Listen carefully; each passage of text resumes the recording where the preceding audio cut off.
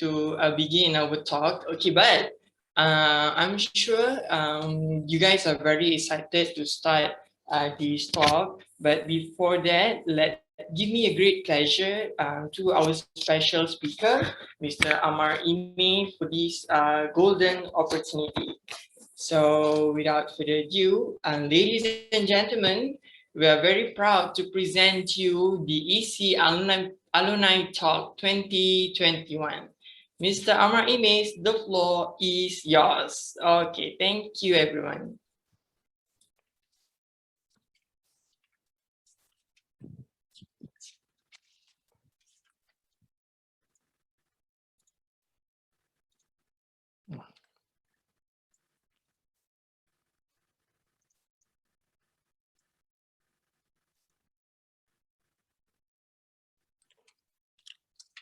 All right, Bismillahirrahmanirrahim. Assalamualaikum warahmatullahi wabarakatuh. First and foremost, I would like to say thank you to everyone for being here. Hopefully, it's going to be a very good start of the week with something beneficial with this talk. Thank you to KPMIM generally for hosting this session. It is a very good opportunity for me to be back again. Last time I was in KPMIM was 2017. That was quite a long time ago, and I'm still here in New Zealand. And then I would like to thank DEC Club, Diploma in English Communication Club, specifically Madam Azura Marsum, who is my ex-mentor, my homeroom mentor. Mr. Kamarazi, so we all know him as Sir Mark, for setting up this Zoom session, handing out all the technical details and all. And also to the high committees of the DEC Club, Adam from Semester 1 representative, also the high com members, Ariana, the webinar executive, also high com members, and we have Nasuha over here as well, our semester 4 representative, and she is the technical producer. Rasa macam dalam TV ya, ada TV, ada producer, ada moderator. Okay, so today I'm just gonna be aiming like a social, like a casual talk. So you guys feel free to ask me any questions, and feel free as well to pause me in case I go too far, too quick. Sometimes I tend to speak quite fast, so just let me know if you guys want something to be more clarified. This thing is sounding, give me a second. All good. So kia ora, harimai, tēnā koutou. Kia ora is welcome in Maori. That is a native language for New Zealanders, Maori. Harimai, welcome, and tēnā koutou, greetings to all. So my name is Amar Eme Idros. I'm from Penang, Malaysia, and currently I'm living in Palmerston North, New Zealand. This is my 4th year living in New Zealand. So as you all know on the screen, I studied in Mara Professional College in Ramakotta from 2014 to 2017. And then I furthered my studies, thanks to Mara, I furthered my studies to Massey University, Palmerston North, from 2018 to 2019. I'm also the co-founder and chief creative officer for AHA TriVenture. It's a clothing line that I set up the business with my friends from 2015 when I was in KPMIM. This is my baby, something I'm very proud of. I really cherish the moment, and this business is still going on until now. I will delve into this business more as we go through the slide after this. And also, I'm very happy to announce that I'm also a co-founder of something new this year, which I'm also gonna let you guys know soon in the next slides. Before we go further, so basically this is the agenda that I'm gonna be talking about. So we have Kia ora, the welcome session, I did that before. We have the recapping the journey. So basically this is, I'm gonna tell you guys what was my journey before KPMIM and what's after. To do for education. Some of the might be cliche, might be new, educational tips that might be good for you guys. Exploring yourself so that we can see our core strength. Everyone needs to explore themselves. What's next after KPMIM? And a wee bit of life in Aotearoa, New Zealand. And also Q&A session. Before I go any deeper, I would like to remind you guys again, also, if you guys want to ask questions to the moderator, feel free to ask, feel free to interject my talking session, because sometimes when I'm mentioning some topic it might be more interesting for you guys to ask straight when I'm saying things. Okay. Second.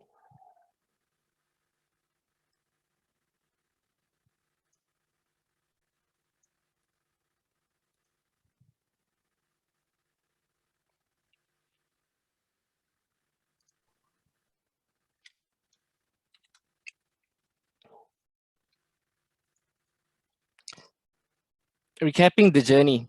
Okay, as you can see, before I further my studies into KPMIM, I was studying at MRSM Kepala Batas, Pulau Pinang from 2009 to 2013. So orang boleh kata legend lah sebab 5 years dekat situ ya. As you can see, these are some notable things that I did while I was in MRSM. So I was a vice president too for Student Representative Council 2012 and 2013. I enrolled for the Global Leadership Program, which we have like 250 students in the first stage. And then we were filtered throughout the 2 years course. And I was the lucky 20 to be selected by Mara to go to Perth, Australia in 2013. And I was awarded during the Golden Excellent Night in MRSM with the Leadership Award in 2013. Fast forward a little bit, after SPM, my SPM result is not something that I'm really proud of, but there's a story behind it. So when I was applying, when I was thinking, where should I go after my studies, after my SPM, I was contemplating with a lot of options. I talked to my mom, I talked to my parents, I talked to my family, I talked to my friends. I've been contacting all my my sources to ask them. Because as you can see on the screen, there's a trend. Like I was focusing a lot of my participation into leadership, which I'm very proud of because it sent me to Australia and all of those. So I didn't really put a lot of my time into education. It wasn't that bad, my SPM result, but it's not something that can send me straight to overseas after MSM like a lot of my friends did.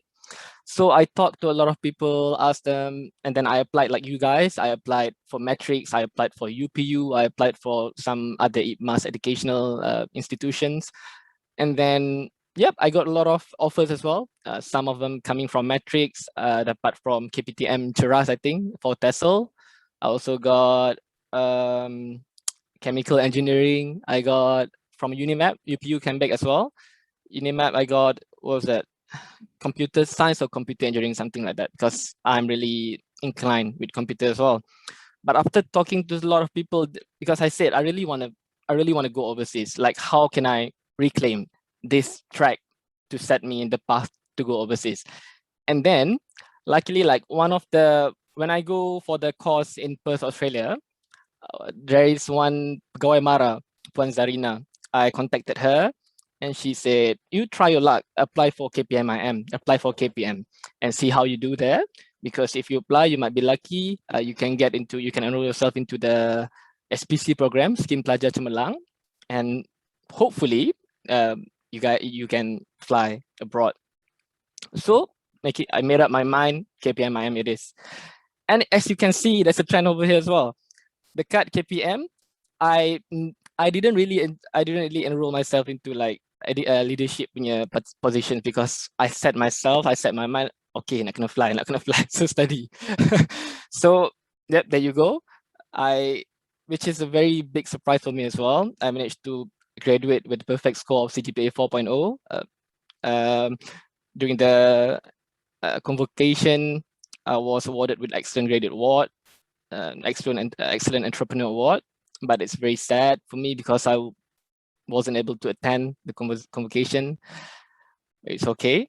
And then after that, Mara opened the scholarship according to my contract lah, the Scheme Pelajar Cemerlang thing.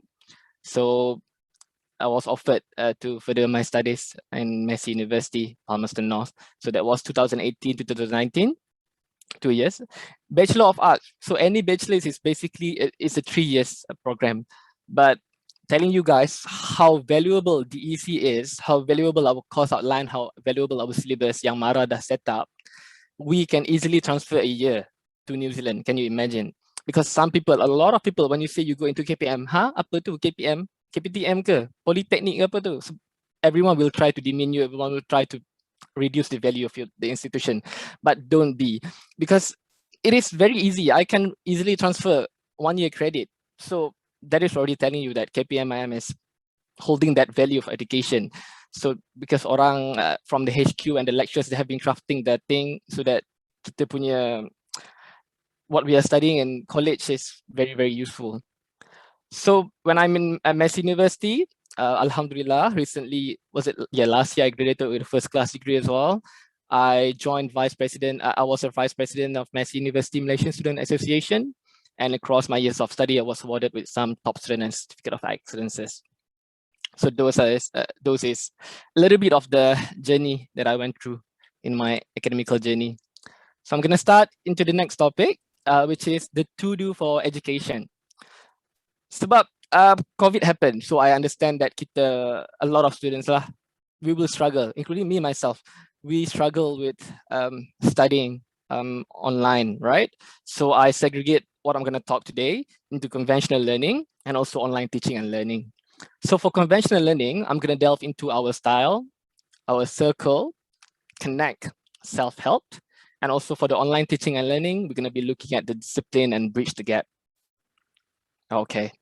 So far, okay, yeah. Moderator, you guys have any question so far? So far, okay. So far, okay, yeah. I have question. Okay, go on.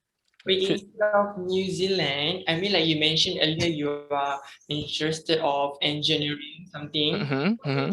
Switch on engineering instead of English. Engineering was not something that I really minat lah. But then when you come from MRSM, it's a pure science stream, so you somehow akan apply juga benda-benda macam tu ke UPU. But I think all of my family, we are very inclined. Like all my siblings were inclined into like communication punya field, because my mom, she is a very talkative person. I think I inherit a lot of my communication traits from her. And then my sister, she was a fellow commerce as well. She studied in KPMM as well. So I know that communication is something that I want to go in. And I will let you guys know how awesome this course is, how good KPMIM is. Okay, so thank you. No worries. Okay, so we hop on to the first one, yeah? So the first one I would say is, those are the things that I garnered across my studies since I was in MRSM until I am in Messi University. Because I always do the post-mortem process for myself. I try to see which part I should improvise. Macam setengah orang, so you guys punya study ni, you guys have to always do post-mortem. What should I do better? What should I fix? What should I alter? So I try to compress everything so that I can share with you guys. Hopefully it's going to be beneficial. Okay. So firstly, it's exploring our style. So as you can see it here, I put like 3 main examples. So kita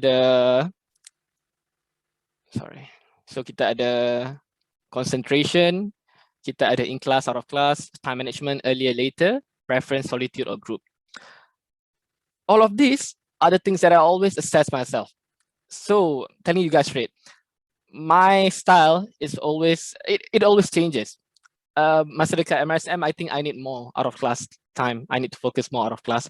But when I was in KPMIM and I was in Messi University, I always tried to put my 80% and above in class so that I don't waste any more time outside, so that everything in the class, just take all the G's in, ask question if you are blank or anything. So I figure out myself. So I know that I'm gonna spend a lot of time concentrating in class. And also for time management, kita fikir about doing assignment lah. So some people, they prefer to do it earlier. They can do it like 3 weeks prior. And some people, they tend to do it later. And there is a bad connotation about this. Sebab orang akan cakap, some people who do things later, like closer to the deadline, they are bad because they don't know how to manage time. No, for me, honestly, I can't do anything like more than 2 weeks before. I can't, because I don't think my brain's going to be that productive. I need to spend at least maximum a fortnight or maybe a week. But you have to know yourself. Kalau you rasa you tak boleh cope with a very pressuring time limit, you have to go earlier lah. Which is why I said you have to know your style. But for me, I always do at least a week and I still can get the best out of it, because you have to plan your timeline, so that you have to be disciplined as well. Kalau you rasa you boleh buat before the deadline in like 5 days, go for it. No one's gonna stop you. Orang akan cakap, orang akan konon, oh, this guy time management is so bad. Nah, the result gonna speak itself. So you guys don't worry. Try to figure out yourself. Do the time management for yourself. And preference, solitude and group. This thing is very, very popular when I was in KPMIM. I see a lot of my friends, some of them they prefer to study in solitary mode. So they just boom, go by themselves, buka buku, baca sorang-sorang, go through all the notes by themselves. And some people, they love to bounce ideas around each other. Contoh, they study what ITTL. So macam one people, okay, what is the format for APA? Orang tu akan jawab. Macam people enjoy like that. So this is a very important thing as well. Like for me, it's a mix and mash. Before I, like a week during the study week, I'm gonna go full on solitude. I can't be interrupted by anyone else. So I know my style. I have to be focused on that one. But 2 to 3 days before, I'm gonna be sitting with my friends around dekat asrama, and we're gonna bounce ideas around each other. Sorry. So that benda tu is very, very useful. Even if you think you know how much you know, you'll never know. You'll never know how limited your knowledge can be. Sebab kadang-kadang kita rasa kita dah study semua banyak benda kan. Tapi kadang-kadang when we talk with our friends, they're gonna let us know something new. So what I'm gonna say is, so we figured out our style, putting it into practice. Once you know your style, your inclination, and adjust it accordingly. And what I'm saying here is, sometimes certain situation call for a mixed approach. You janganlah bila you tahu diri you I'm more of in-class punya concentration, out of class tak nak study langsung, tak boleh. So you kena pandai-pandai balance the thing, okay? Do a mix and match approach. For this one, any question? So how, like, whenever we have a group discussion, from my observation, like mostly people tend to wasting their time like talking. So how us like as students want to control ourselves, like how ideal group discussion should be? Okay, this is a fun one. I think this is a very fun part lah to say. To make group discussion interesting, don't make everything rigid. Sebab kalau kita make everything rigid, go for group study, boom, buka buku, buka lecture note, I think everyone's gonna be sleepy. It's okay. It's okay to like play around, buka video, tunjuk meme, tengok ni, sebagainya. But then don't get drowned with it lah. Macam set a time. So I think in one group there's gonna be someone yang gonna be a bit strict. Dia macam remind the group, okay, we have to get back to these guys, otherwise this meeting's gonna be nothing. But I would say don't make everything too strict. Just enjoy with the flow. Group lah. Okay. Second one is very important as well. It's circle. Sounds cliche, but some people, they know the concept, they know what to do, they know what kind of friends to go with, but they just don't. They can't practice it. Okay. Your circle of friends must match your aspirations and dream. So number one, I would say strong-willed friend equal to strong self-control. Sometimes kita, as a person, we can't control ourselves. We don't know when to stop. We don't know when to stop spending our money when we go out shopping during weekend. Sometimes we can't stop binging Netflix. And when I'm saying all those traits, I have a lot of those characters as well. So when you find a friend, cari kawan-kawan yang boleh stop you. Yang if you think you are weaker in this point, find someone that can balance it out, that can call you out. Amar, stop this. Amar, aku rasa dah lama sangat tu tengok Netflix. Sambung study, cakap nak buat assignment. You have to find friends yang macam tu. Because friends can be our second mind sometimes. No matter how you think you are clever, no matter how you think you are well organized, you have to rely on friends, because we live on this earth. We are not alone. Friends equal to influence. Yeah, like I said just now, a lot of studies memang dah tunjuk this thing. Our friends influence our purchasing decision, our style of fashion, our music. Because of course, like your friend, when you hang around them together, you akan dengar the same type of songs. You will, like, if you are sitting in the dorm, like you have a dorm of 6 people, okay? and your friends lagi, you are sleeping, enjoying your evening nap, and 3 of your friends are studying. Tell me you're not gonna feel like you're gonna study. But if you have like a friends yang macam asyik tengok Netflix, I'm gonna hop on the bed as well tengok Netflix dengan mereka kan. So friends equal to influence. Just be careful with that. Associate higher to achieve higher. Okay. The general consensus is we're gonna have friends. Kita nak kena cari kawan with someone on par.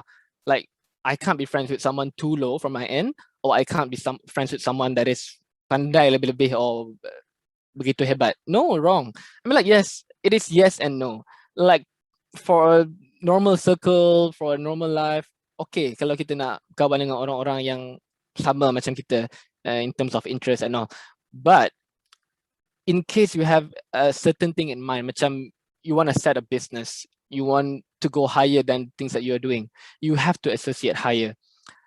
As you can see here, like this photo, this was taken during my graduation ceremony last year, November. So I didn't tell you guys. So after I graduated, I was working as a manager at a cafe restaurant, a local cafe here. So while I was working there, Denny always dia macam delivery driver. Very kerap masuk ambil makanan while I was managing, tengok customer bagi dia masuk ambil makanan. But one day he walked in the store, he walked in the restaurant, and he was wearing this very posh dress, like a trench coat, and it's looking very weird. Macam it's not something that a delivery driver is gonna wear. So I just like, because I talk a lot with my customers, so I asked him like, hey, nice dress, what are you up to again? And then he just said like, oh, I just got back from a meeting. I said, oh, what meeting? Oh, I have a business. Pump. I was like, oh, I do business. This is a very good opportunity for me to connect. And then he just told me that, oh, they are the business designing, blah, blah, blah, blah, handed me his card. And then I just know that, oh, this is gonna be something good after this. So we exchanged card. I talk about my business as well, things and that. And then from that point, we still connected. And until today, the one that I told you I'm gonna set up a business is with him. It is very wonderful. So he is only 20 years old, but they had a business yang cater to a lot of international clients. I'm gonna talk about it more after this, but that's the point. He came into my workplace and he told me about all the awesome things that he's been doing. He's definitely higher in that sense because he's 20, and he's having all the international clients. Like I was looking up to him, but he's very good. We exchange contact numbers, we exchange our business portfolio and all. It's very good for you guys to associate with higher people as well, so that you guys can achieve higher. And then find friends. Yep. How about toxic friend that take advantage on us? Oh, controversial question. Toxic friends ni everywhere lah kan, kat mana-mana pun kita ada. Betul. Toxic friends ni kat mana-mana pun ada. Kadang-kadang we ourselves, we don't know if we are becoming toxic kan. The way I do this is, you have two options. Either you want to maintain an open communication, just let it out, check up. We can't do this anymore. I think you guys are using me. Or kalau benda tu tak jalan, just walk away. Itu je. Because you can't do much. You can't please everyone on this earth. Kita tak boleh nak please semua orang. If we have our goal, kita boleh. I mean, of course, everyone nak jaga hubungan betul tak dengan kawan-kawan. But I mean, if you sense something and you try talking out of it, and there is no coming out of it, just you have to walk away, I guess. It's healthier for you, healthier for them as well. Nothing to be toxic about, kan? It's normal. I see where you guys are coming from. Normal, because when we are studying, a lot of friends yang kita akan jumpa macam tu. Okay, for number 4, I would say find friends who have similar interests that can motivate you and celebrate your goals. In whatever you do, you akan jumpa friends yang will celebrate your success. I have a lot of friends from KPMIM until now. Whatever I post on Instagram, my business, my new product, my new clothing line, sometimes I share my academical punya achievement. I have that few friends yang akan contact, I can always reply DM. Oh Ama, gempa, thanks dulu balik belanja makan nasi kandang, macam tu. And you will also have friends yang macam bila dia dengar you did something successful, they're gonna be like, meh, tukar topik, meh. But it's normal in life. But if you can find friends yang ada similar interests with you, that can motivate you, that can celebrate you, and you can do the same thing to them, it's going to be a very healthy friendship, and it's going to lead to a healthy life as well. Bila you surround yourself with those kind of circle, everything's going to be productive, trust me. And finally, give what you expect to get. So you are expecting good friends, be a good friend. Simple. Life is a reciprocating process. If you want to be good, be good. If you want to be treated bad, treat people bad. Macam tu je. Any question for that one? When you at New Zealand, you are more comfortable with Malaysian friends or foreigner? When I was masa dekat New Zealand, when I was in my studies mostly, I'm more comfortable with my Malaysian friends because I fled with my Malaysian friends, 6 of them. So when I was at Messi, I don't really go. Yeah. I mean, like, we still have like local friends here, but most of the time I spend all the time with my Malaysian friends. We do a lot of activities and all. So lepas after, of course, in class I will mingle with local friends because we're gonna get like group assignments. Sometimes we're gonna have to meet with them outside of uni, but most of the time I spend my time with Malaysian friends. But now I would say tak ramai Malaysians yang aku, because after they finished study, most of them went back to Malaysia. So mostly I have local friends here now, which is good. Yeah, it's always fun to have friends with people out of different culture and all. It's a new learning curve for me as well. Okay. And the third point I would say is connect. Apa pun yang kita buat, communication is key. Always connect with lecturers inside and outside of class. As you can see here, I put a lot of photos, some of the photos with, this is Heather Kavan. She's my Professor Heather Kavan. She's my lecturer for speech writing course. This is her as well.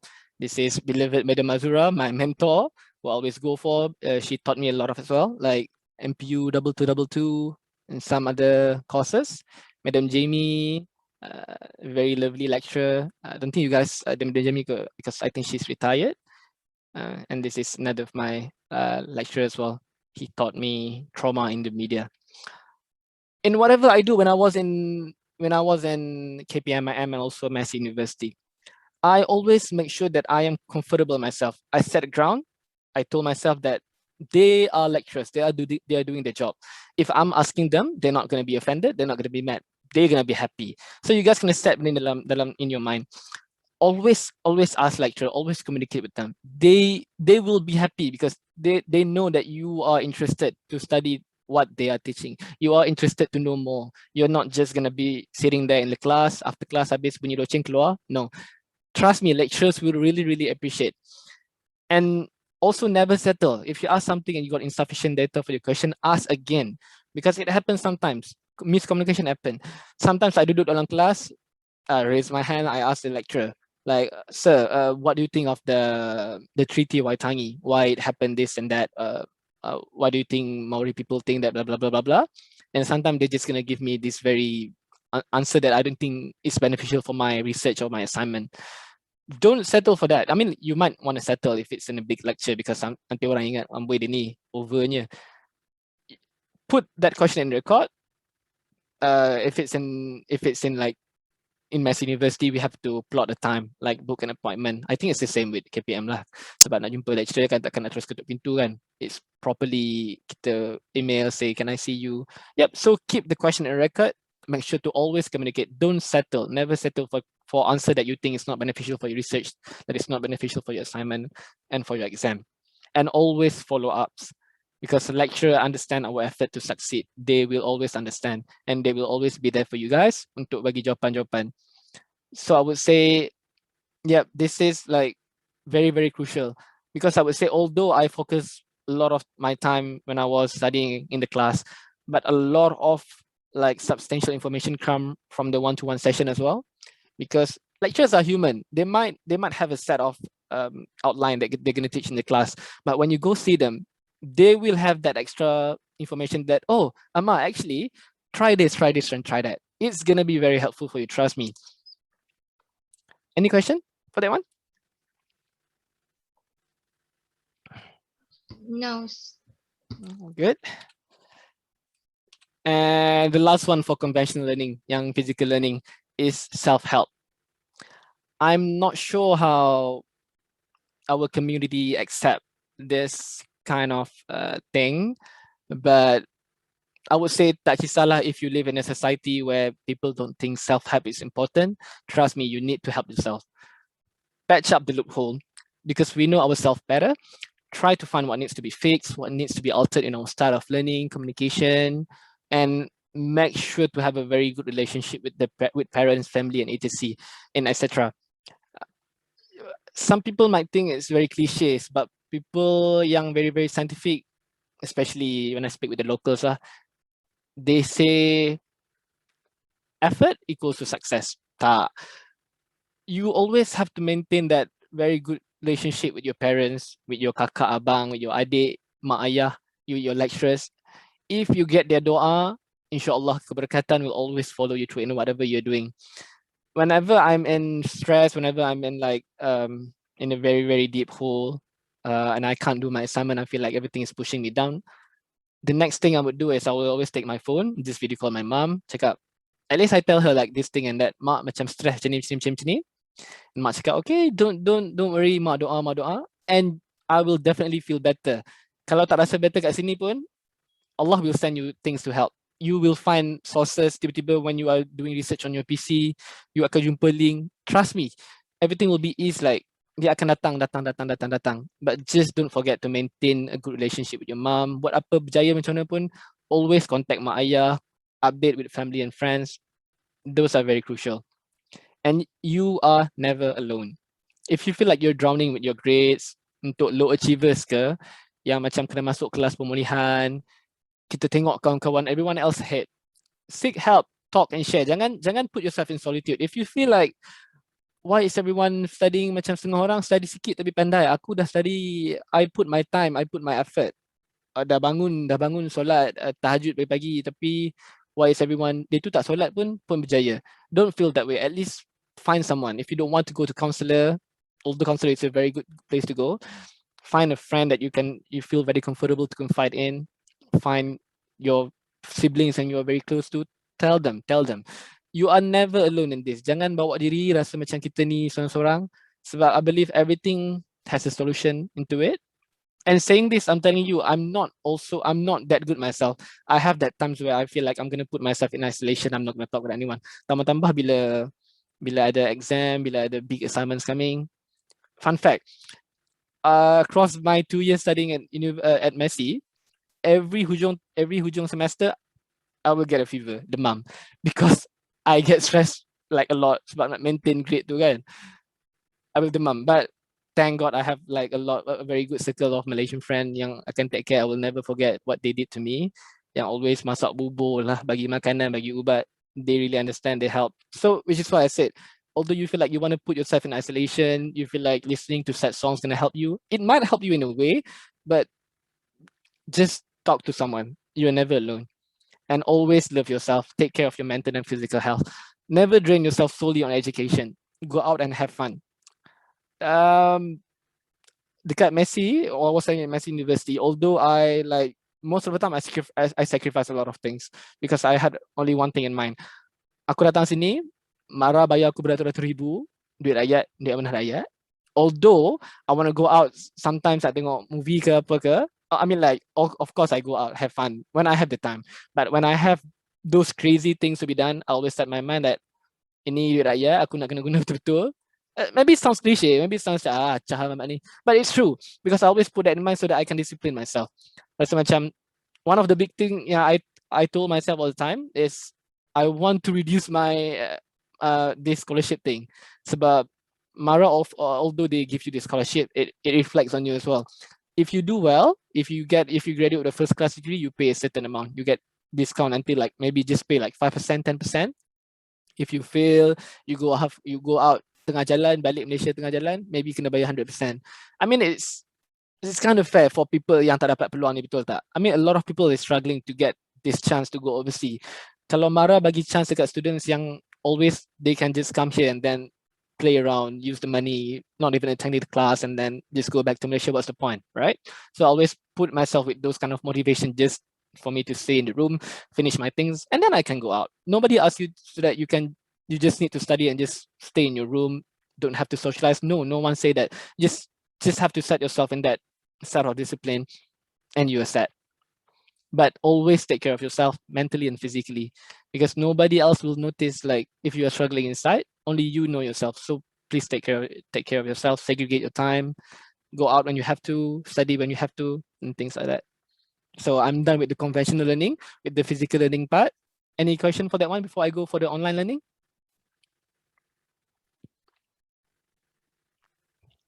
No, Good. I think all is okay. Oh, okay. So online teaching and learning, the biggest one is discipline. Oh, I'm sorry to mention, tadi duk keluar gambar. So you guys can see, I fell in the passion as well. Datang obviously nak berambut panjang, but now I'm back to short. Masa datang New Zealand dulu, my hair was short, but I decided I feel like I want to have a change sebab dekat Malaysia kalau rambut panjang dengan panasnya kan. So in New Zealand if rambut panjang pun okay je sebab macam sejuk and tak kisah ke apa kan. But yeah, so 2 years of rambut panjang, and after I graduated, I think like, was it after I graduated? After I finished my studies in 2019, I feel like, oh yeah, when after I got the job, I feel like, time for change, back to short hair, and I'm enjoying my short hair. Discipline, back to the point, online teaching and learning. I understand. In my last semester, I have this one paper. I have 4 papers for my last semester. All of them is 300 level, crazy papers. And the last one was, I can't remember, what was the last paper? I really hate online classes, but I have to take the distance paper because the lecturer is in Auckland and I'm in Palmerston North. It's like 6 hours drive gap, but I have to. I've been contacting the administration. I contact the international manager. I asked them, can I not do online paper because I know myself, I can't really commit with online. I know it's hard, but if I have to, I will have to. It was global media cultures. Lecturer today dekat Auckland. I think she's a Chinese lecturer. She's very nice, but I have no choice because they are not offering it in Palmerston North, so I have to go do online. I think, oh, I'm dead. How am I going to maintain this result if I'm not going to put myself in discipline? So when I have that, so before this, the 3 semesters before, excuse me, 3 semesters before, I have all these physical classes where I just take the bus, free bus, pergi uni, sit in the class. I can email lecture when I want to, but there is still physical classes that I have to attend. So in terms of the discipline sense, I know I have to wake up early, bangun sembahyang subuh ke apa ke, pagi breakfast and then go to class. I know I have that set of routine. But with online class, I understand you guys. It's very, very hard because, oh my God, I have free time. I can go sleep. I can go play bowling. I can go ride my bike around. Have fun. I wouldn't stop you guys. Have fun because we have this extra free time. We deserve to go out and about and just do our activities. No more rigid schedule, just have fun. But also, the most important part is you have to allocate your time. Say kalau sebelum ni with physical classes, we have to attend like 8 hours full time. Macam kerja kan, 8 hours full time for the physical class because we have to physically attend the class, interact one-to-one with the lecturers and all. But when you have this free time that you can go have fun, it's actually healthier for your mental health as well. But don't be, jangan lalai, jangan leka dengan those free time. When it's time to attend your online classes, treat it like it's one of your class. Always set time and create a planner or reminder or calendar. Sebab I don't have like a reminder calendar, but I always have it on my phone. So I will have it on my phone and also on my my calendar. Apa-apa every time I nak kena buat macam assignment due ke apa ke, always have it here because it's gonna help you. Every time you sit on your PC or every time you sit on your laptop kat bilik ke apa ke, you know, oh, this is due, so I need to focus on this and organize yourself. Macam you really have to know what needs to be done first. Sebab in online classes, I think kat sini lah ramai student, they fell down. They can't go with the flow because they are just enjoying themselves. They're negligent with their schedule. So you organize yourself, betul-betul atur bila exam, bila big assignment needs to be done. Have something so that you guys are reminded. Everything is about discipline, I think, for online. And second part for online teaching and learning is bridge the gap. Phone, everyone have phones, everyone have laptop. Phone is always at our disposal. So I don't think there's any excuse that we can't connect with lectures. But this is not 1950s anymore. Even when I was studying at KPMM, it was 2017. I don't think we have those kind of Zoom thing, but we have Skype, Messenger, of course. But I would say it is very, very useful. So distance is nothing actually if we are studying it online. Because when I was studying the paper that I told you guys, the online paper, I always make sure that I always contact the lecturer because we have a lot of online assignment as well that you guys have to present online. Macam ni lah, online presentation, check up dengan all the other fellow students in the class. So you need to know, but there's no lecturer here telling you guys. The only thing that's gonna help is if you go find the lecturer on through email. As you can see, I put here like, see, like this is a set of email that I've been contacting my lecturer, asking him this and that, arranging a meeting with him. So distance is nothing actually. If you want to connect with lecturers, we have the thing, we have the platform on it to it. They are there to help. Trust me. Don't be scared to seek for help. Tambah-tambah with this COVID thing, I would say lecturers are waiting for us to email them to ask them questions because I mean, if I were lecturers, I'm gonna be sitting there marking papers and then looking at the syllabus. I'm gonna be sitting there asking like, oh, where's my student? Rasa pelik. Because usually students akan tanya, akan come after class asking this and that. But don't afraid. Use this opportunity to email your lecturers, but be sure to always draw that line of respect. So janganlah email macam ni kan. So just know your limit lah with lecturers. Lecturers are human and they are our educators, so we have to know the limit as well. Keep record on your progress. Keep everything in record, cloud storage, folders, all assignment. So this is what I do with my assignments and how I do things. I always simpan like Mass University Semester 1, Mass University Semester 2. Up until today, even though I'm not studying, I will always sometimes go back to my research, just read it so that it will help you guys. And sometimes I have these juniors asking me, Ama, what is your take on this thing? What is your take on this case specifically? So having those kind of things, assignment, record yang kita jot down when we talk to lecturers, they will help. So make sure to keep things handy lah. Because most of the students, we are using computers and laptops kan, I would say it's no problem. But some people, they just store it in one thing. Kalau hard disk rosak, but no. So put all the documents in your PC, put all your documents on cloud storage, put all the documents in like external hard disk as well, so that you can always access them. Bila nak study, even if you are out in the library ke apa, we have access. So basically that's it for my to-do things for education. A lot sebenarnya, but I try to compress because we have a limited time. Not gonna compress everything in 1 hour, 30 minutes, and I don't want to bore you guys, and I hope it's beneficial. And those are the study part that I think I have garnered across my years of study, and I hope it's beneficial. Ada soalan tak for now? Kalau tak ada for now, we just take it during the Q&A session. But if there's any for now, shoot it. Moderators? Sir, maybe I think we would stress more on what is the right time for us to text our lecturer, because some of my friends, maybe they are texting the lecturers during midnight, or let's focus more on the right way.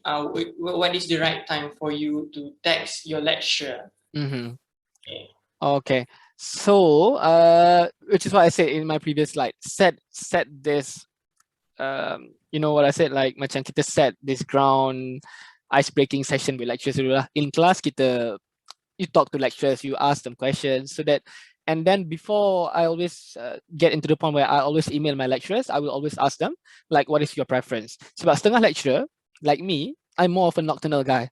My brain works better 3 a.m., which is very weird. I can't do thing in the morning. I can't do anything. So my brain works well like after 2, 3, all my assignments are done at 2, 3. Some lecturers, they say, oh, I prefer midnight. So if you don't mind emailing me at midnight and having me reply to you at midnight, go for it.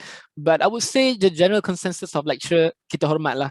Like especially lecturer yang dah ada family, kita try to hormat them. Maybe email them during office hours, because siapa nak kan, macam they are working dekat college from morning sampai evening, petang balik nak layan anak-anak and suami, takkan nak cater to students pula kan.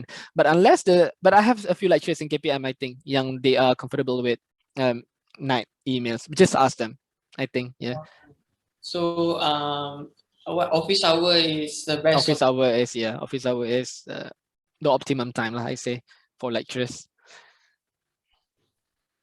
Okay, and then all right, so MUET and IELTS. So MUET is Malaysian University English Test, right? And IELTS is something that you use if you want to further your studies abroad.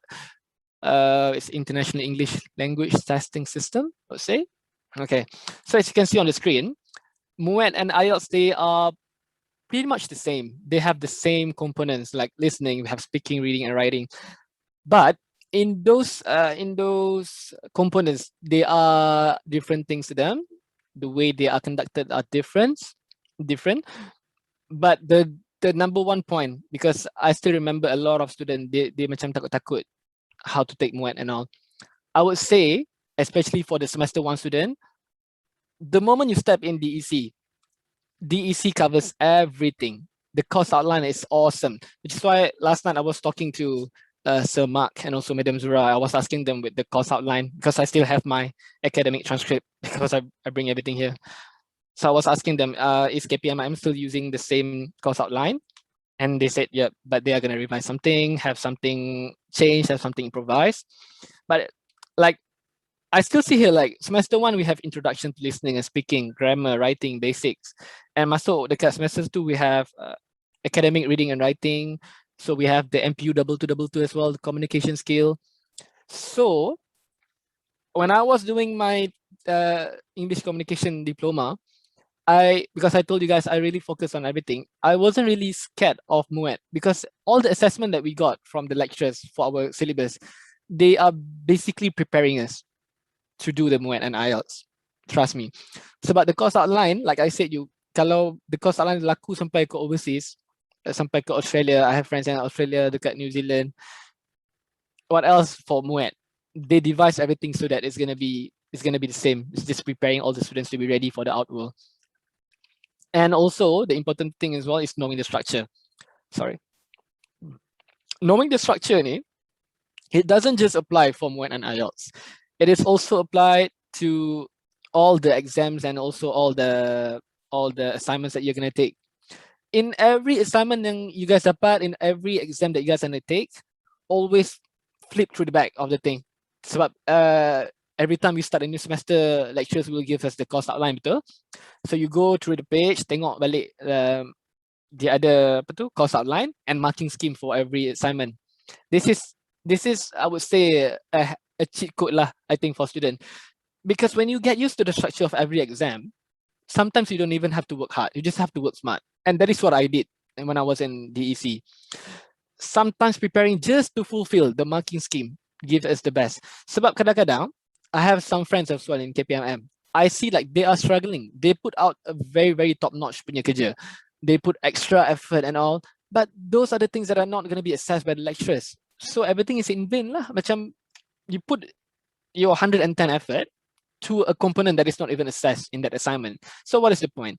So when you look at the course outline, tengok contohnya, say out of 100%, an essay, say an essay. So lecturer is looking at 40% just for the content, 10% for the grammar, and 30% for structure. I wouldn't spend my time during doing the assignment to go cari salah grammar ke apa, because I know I'm not gonna lose that much for 10%.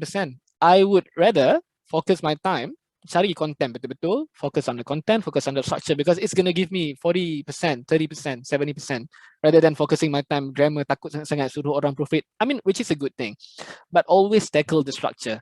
And same with MUET and IELTS. So as you can see, MUET ni macam sama kan, listening 30 minutes, IELTS 30 minutes, speaking 30 minutes, speaking 50 minutes.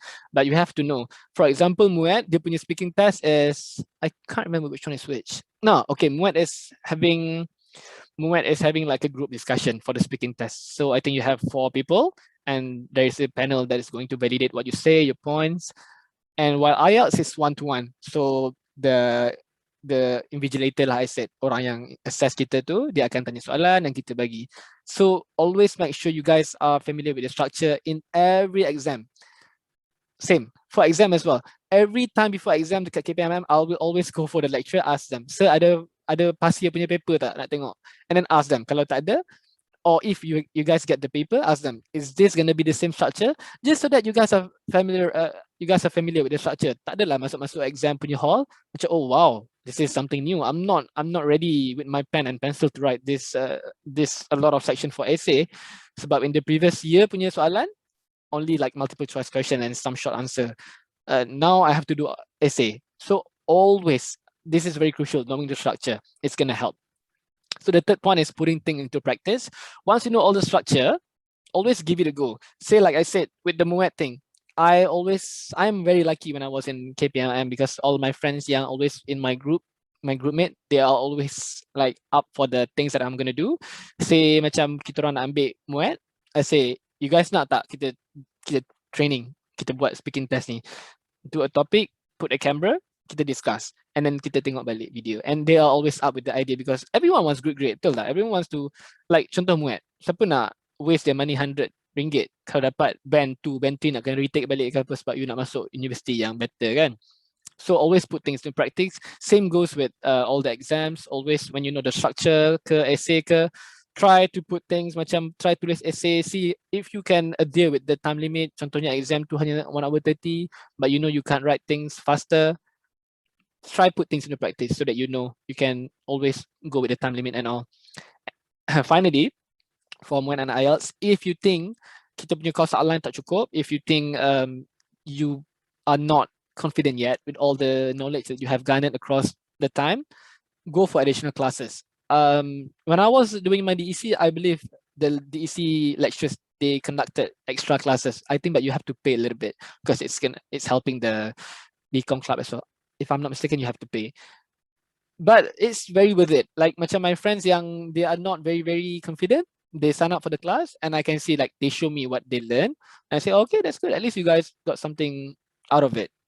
Don't be stingy with education, I would say. If we think that we need more, just go out and buy or enroll in some more classes. That's briefly about Muat and IELTS. Any question, Adam, Adriana? So what if like maybe people for a student from other courses, so they don't take DE or maybe SPM leavers, so how them to boost in terms of their vocabulary to have a better understanding in English language? Okay, nice question. So this is one of the things that my friend is always like shocked when they see my trend of studying. As you can see, kalau normally macam yang klise-klise lah, macam my friend macam sini-sini Aiflo ni pun yang straight A achievers ke apa ke, dia punya bilik tu mesti penuh buku tau, penuh buku macam chef belakang ni. Like as you can see mine, buku ada beberapa kerat je. To be honest with you guys, I don't read a lot, but I watch a lot of movies. I try to speak with people yang speak English whenever I can. Kalau ada kawan yang speak English with you guys, if there's a friend, ada boyfriend, girlfriend yang ni, with my girlfriend, I always speak English with her. We don't really speak Malay sangat kot, sebab it's good for us to practice as well. My mom, my adik, sometimes my brother, my little brother, he's in MRSM now. Sometimes he's even advanced, he's more advanced than me. Whenever I say things, he fixes my vocab. It's crazier. So what I would say is find what you are interested in. Kalau orang tu jenis buku membaca, go for it. If you are into Dota, you watch Dota punya video documentary. Like if you watch yang international punya, they will mention a lot of vocabs and you will be like, it's just about yourself. Kalau you tengok movie, what I did was whenever I watch movie, ada dulu this is the thing when I did when I was in MRSM, because MRSM muda lagi kan, macam baru 17, 16, was still learning. I have this one notebook, small notebook. Ada new vocab je, I always jot down in that notebook, buku 55 tu, so that I will always get more.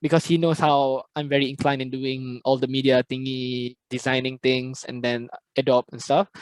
And he can do the management part, the financial part. He texted me, Aman, nak tak kita set up business? Kita buat baju. Kita start baju, kita buat simple-simple je dulu. Kita printing, kita cari customer base and all. I said, oh, it's a very good idea. I can put my skills into practice and you can do your part. And then he just asked me like, oh, but we need a third. We need someone that can run our marketing, that can organize all our orderings and stuff. And then at that point, like Hartanti used to be like our close friend as well. Like, siapa, who is the person yang both of us are comfortable to talk to do business with? And we just like, Hartanti came to mind. And then boom, kita orang. So that is where the AHA Tri-Venture name came from. So nama kita orang lah, Akmal, Amar, Hartanti, Tri-Venture. So opportunity is everywhere. Nak buat side income ke, and then in 2017 we launched our first very, very exclusive product, Negaraku. I'm not sure if you guys have seen it, but if you guys follow the Instagram, just scroll through down around 2017. We sell about 500 piece, 500 helai baju, I think, more than that, across keluar Malaysia, keluar to Australia, New Zealand, UK, India. We send everywhere. And when you are in that great circle of friends, macam after I left MRSM, sebab MRSM, a lot of my friends, they fly abroad earlier than I did because they got like a straight SPM. So I have my friends doing medic dekat India. I have my friends doing things dekat UK. So when they know that you are doing business, friends are, if you have like good friends, they're gonna be like, oh, nak support. So like one of my friends dekat UK, they suggest dekat dia punya committee, they ordered baju from us. So we ship our shirt dekat UK pula. So you see how opportunities are everywhere. It's just how you connect with people, how you participate in things. And also with programs, I said even after I left MRSM, although I said I didn't join that much of leadership things, but I'll also enroll myself dekat PGC lah, PS Guidance Club, with Madam Mas and Madam Azida. I always join with MRSM punya program outside. I'll be the secretariat. Macam MRSM ada IGC Integrity Global Champions, I always join, be the facilitator. Just put yourself out there. Because when you put yourself out there, you see people, you never know what people's gonna pitch you. Like, see, like my friend out of nowhere pitched me the business idea. My friend Simon, the one that I said I met when I was working, just pitched me that he's a businessman as well. Then I'm doing things that is in the line of what he's doing. Just don't be afraid to connect. Don't be afraid to seek for opportunities. Sebab opportunities everywhere. Which is why I said jangan restrain. As a student, jangan restrain diri kita. Aku kena belajar nak dapat good grades. No. It's very wrong. Always put yourself outside there. Present yourself, and find the opportunities. Interest. Your interest is valuable. Turn it into something. I just contact with my friend. Like I told you guys, my interest is doing designing, and I like creating videos and then design main Photoshop bagai. So my friend, he knows me, so he pitched me the business idea. It's good. And you guys don't think macam, oh, tak apalah, Mr. Amar, he has that skill, Photoshop skill, so he can do business. Wrong. I have a friend. We just my KPM friends. Yeah, I check out everything I do. He always celebrate. My friend ni. He's from KPMIM, DEC, same course, same class, and all. He's now studying at USM. I think he graduated got USM Pulau Pinang. So he is a hardcore gamer. When I was in KPMIM, he's a hardcore gamer. Every time we have spare time, dia akan invite like all the classmates yang laki lah pergi bilik, jom naik atas kita PES dulu, FIFA dulu.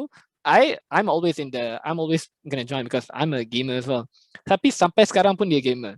And you know what he did is he make his interest in gaming into business. So he owns a PS4.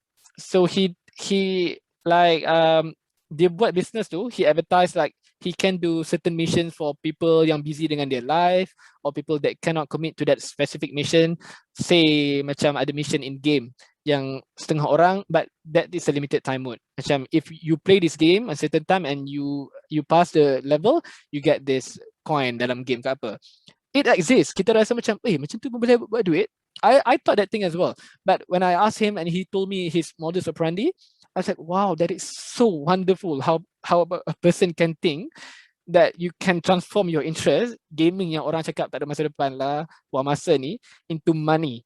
And he showed me how much he cashed out from Shopee just from doing that. So it is a very good thing for him. I'm super proud of him.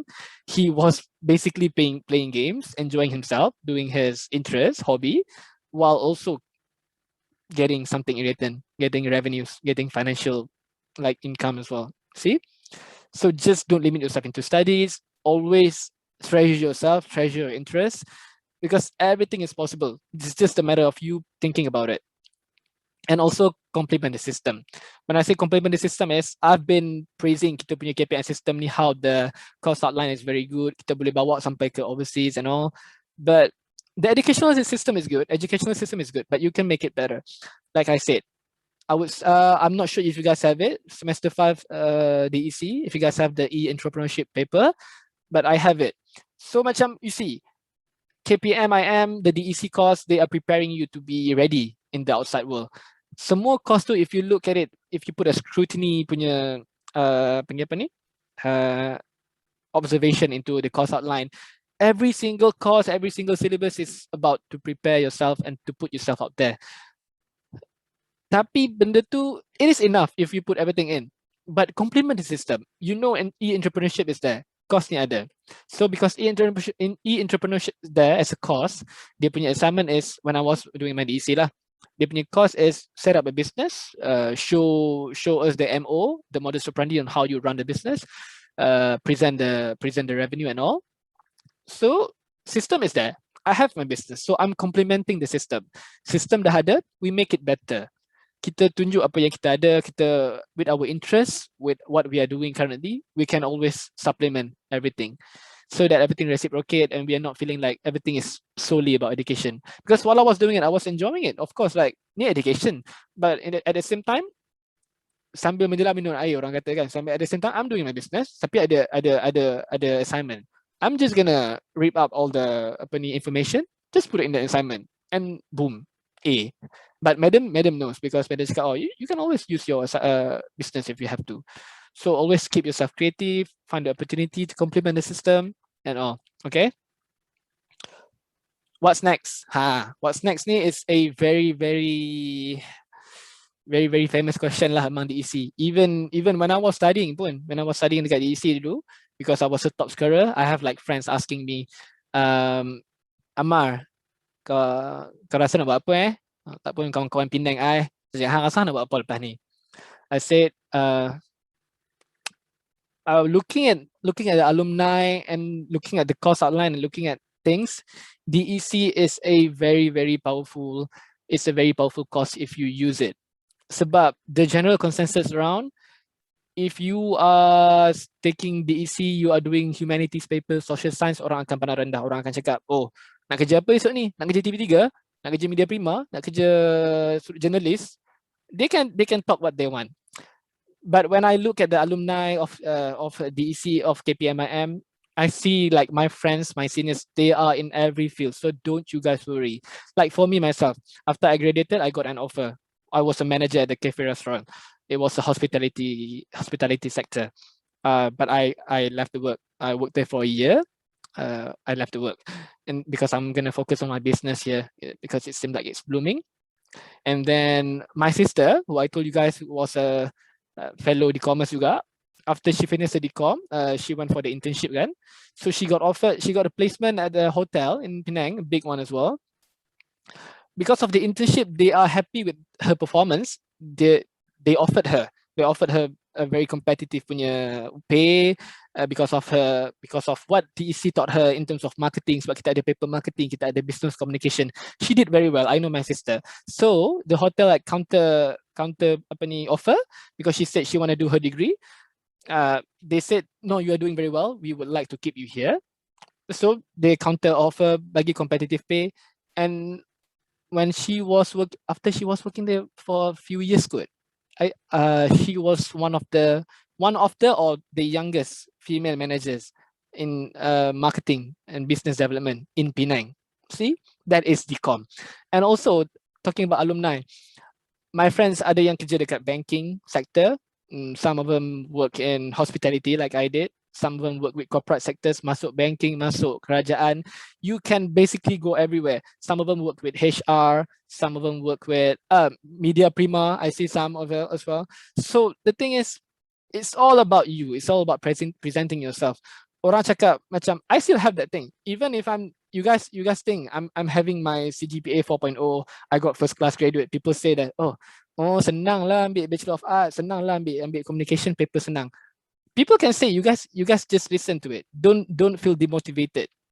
Sebab even if someone take medic, even if someone take engineering, if they graduated and they decided they don't know how to present themselves, they don't have the communication skill, they don't have the skill to present themselves at the outside world, they're not going to make any money juga. Sebab of course kita tengok statistic, Bachelor of Arts student, communication students, the pay is not that great, to be honest. Tapi if you make use of the DEC course, teaching you how to communicate confidently, publicly, how to present yourself, it's actually very, very enough to put yourself out there, to be getting good position. Like I'm doing as well. Although I'm getting like this offer here, working sini, I still can do my business because DEC taught us everything. Jangan risau. Kalau kawan-kawan yang ambil medik ke apa, yes, it's good for them. It's good for them to be in that courses. Like, see, like I said in the second point, furthering studies. The general consensus is social sciences are bad. It's easy. Even when I'm working, I still have friends that perli macam, oh senang lah social science, tak ambil STEM. I'm not in STEM. STEM is science, technology, engineering, and mathematics. People in STEM, they always say that kita punya course ni easy. Let them be. It's good for them. Memang course is susah. Memang susah. But I don't believe in education to be easy. In whatever courses you take, whatever course, whatever paper, whatever discipline you are in, everything is hard. Plus if you decide that you want to score, you want to be the best out of the best, it's going to be hard. Sebab lecturers and educational system, they're not going to hand out A's kat semua orang. If you show your effort, you study well, you're just going to be yourself. To this one point, when people are degrading me, like macam cakap, kau senang nak dapat top student ke apa, I just, okay, you guys can say anything. As long as I know what I'm doing, I have my friends around, my business partners are helping me with the business, everything's running. I still have job offers. I know how the financial statements are doing, the financial flow, what my career prospect is. You guys can say whatever you want. Kalau you guys do medic tapi tak score, keluar pun macam tu je, tak dapat kerja, what's the point? So don't bother what people say. And what to do. What to do next. What to do next is, you nak kerja ke, you nak study kat mana ke, always seek for help. After I finished my KPM, after I finished my MESI, when I was looking for job and I was looking for, but I plan to further my masters. I plan to further my masters with New Zealand's scholarship. But with COVID, they say they changed the regulations a little bit because I have to enroll using my own money first, which is a lot sum of money because they're charging us international fee students. It's going to be triple. Say satu paper, local students pay for 800 New Zealand dollars. International students, we pay 2,400. Isn't that crazy? Sebab itulah, if you have the chance to study overseas, study your best so that you can you can discount yourself macam tu. But always seek help. After I finished my KPM, I texted semua orang juga what to do next. Try kerja dulu ke, fly, and then after I finished my Messi University, I texted parent. I feel like I'm doing masters, do you think it's okay? But then Messi cakap scholarship is not open yet for international students, so I kerja dulu. I asked lecturers, do you guys know any career prospect around that is suitable for me? Always ask your friends, always ask your parents, lecturers, always explore your options. So, but trust me, DEC is not a blunt end. When you study with DEC, you are always open to a lot of jobs. Sebab say kalau ambil engineering, you guys, it's in a very niche sector. You guys hanya akan masuk engineering. When you do DEC, every places require communication. When I finished my studies dekat KPM, kan kena buat internship. I went for EPF, KWSP Georgetown.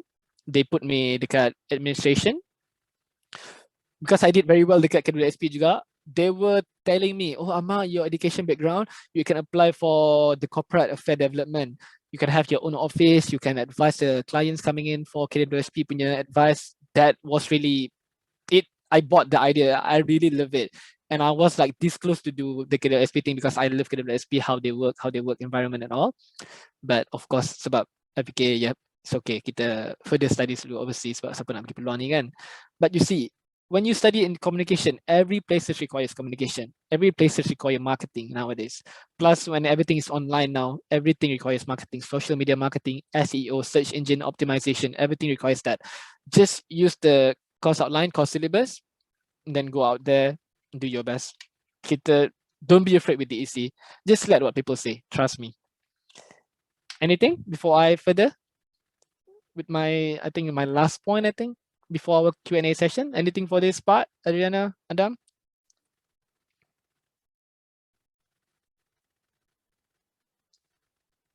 No, sir. No? Okay. Okay. I'm not sure if this interests you guys or not, but I'm just going to share a little bit about because it's like Next Stop Live from New Zealand. I'm just going to tell you guys a bit of things in New Zealand, a bit of my life here in New Zealand. So studies. I look at the questions some of you guys tanya, like what are the differences? How is it different? I wouldn't say there's a lot of different, but I would say our culture in studying dekat Malaysia is very, very, I wouldn't say unhealthy lah, but we push ourselves. Like when we study dekat Malaysia, I can see a lot of people struggle. A lot of people want to get the good grades. Tak macam kat sini. When you come here, you can see like your local friends, some of them, they play truant, they don't even come to class. Kalau ada assignment pun, sometimes you can see like they barely even do it nicely. So it's a good thing in Malaysia because we have that culture where education is important. And in terms of asking questions, ke apa, sama juga. Lecturer always ask. But one thing I would say about KPMIM, please value your lecturers, because when I came here to New Zealand, because maybe I'm not sure whether it's the culture in abroad, in overseas, or it's just a thing with Malaysian lecturers ke apa.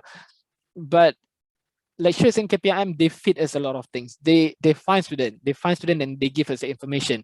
Although student nakal ke, tak masuk kelas ke, they find student, they get mad. And I see where they're coming now, where they're coming from now. Of course I would get mad if I'm giving all this information to you guys, I'm helping you guys to get good grades, I'm helping you guys to excel in the assignment, but you guys are not attending to me. But when you guys come to overseas, lecturers are just doing their job. They're doing their lectures, habis keluar. Tak ada nak feed you guys extra lah. You guys want it? Your own initiative. Shoot them an email, go to the office and all. So that is a good thing. I realize this dekat MSM sama juga and dekat KPM sama juga. Lecturers will always find us and then help us the best way they can. In terms of community, I thought living in Malaysia is already like a very, very diverse, multiracial country. Sebab kita always present ourselves, kita always broadcast ourselves to the outer world yang kita ni, kita ada Malay, kita ada Chinese, kita ada Indian, Kadazan, blah, blah, blah, blah. But when I come here to New Zealand, I thought it's all going to be like European people, orang putih kan. But I was wrong. Sebab New Zealand is a nice country where they accept a lot of people from overseas, from everywhere. Like my classmate, I have some students from Taiwan, from Thailand, from Zimbabwe, from Nigeria, from Egypt, like everywhere. Plus, if you go to Auckland, it's even crazier. Like you don't see a lot of white people. You see international people.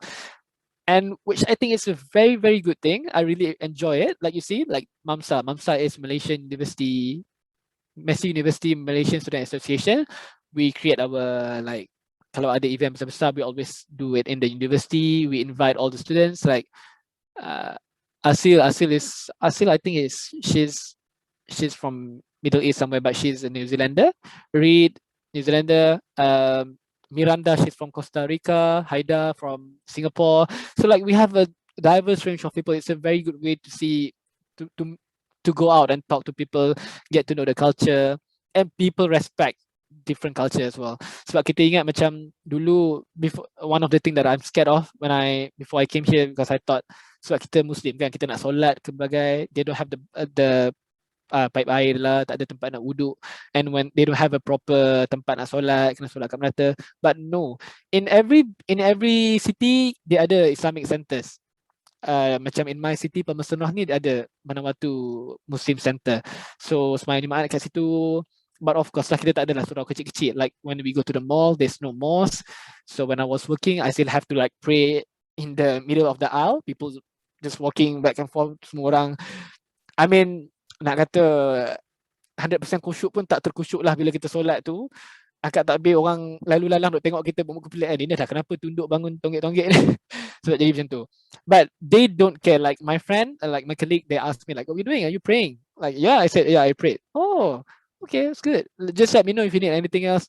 People will accommodate you. Like when you say you're Muslim and you're praying, people will always accommodate you. Like my boss, like, oh, Amma, you want to use some space? You can go into the break room and then I can set up some space for you. Like, trust me, New Zealand is a very beautiful place in that sense. And in terms of lifestyle, the beauty, and I see people ask me about the Christchurch shooting as well, which is a very unfortunate event. New Zealand, as you can see, is a very beautiful country. This is my 4th year living here, I still wake up every morning, open up a window and I still say like, oh, what a beautiful day, what a beautiful country. Maghrib je tengok langit tu turning pinkish, orangish. It's a very weird color yang it's rarely happen in Malaysia. It is a very beautiful country. Like as you can see, the skyline is different. The snow, the sky, the mountains, like everything is just beautiful. So if you guys have a chance to come datang, if you guys can study another opportunity to fly abroad, take it. And what happened after the post-crisis shooting kan? So this is the Islamic Center at Mass University.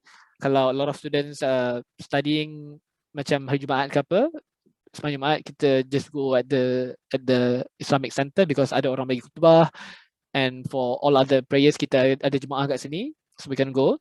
After the Christchurch shooting, of course I was like very petrified. I was paranoid at first.